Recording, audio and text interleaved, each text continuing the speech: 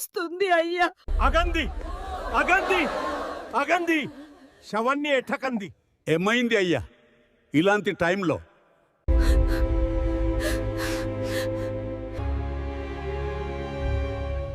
ఏ మనిషి నాకు 15 లక్షల అప్పు ఉన్నదు.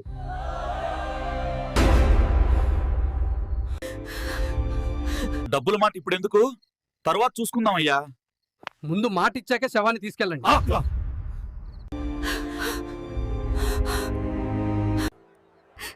ఇవి మా నాన్న నాకు ఇచ్చిన నగలు.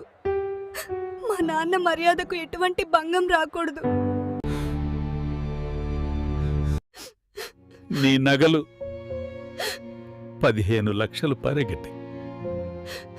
మీ నాన్నకే నేను అప్పున్నాను. ఈ డబ్బు ఎవరికివ్వాలో తెలుసుకుందామని. ఇప్పుడు అర్థమైంది నిజమైన వారసులు ఎవరో. మనిషి చనిపోయాకే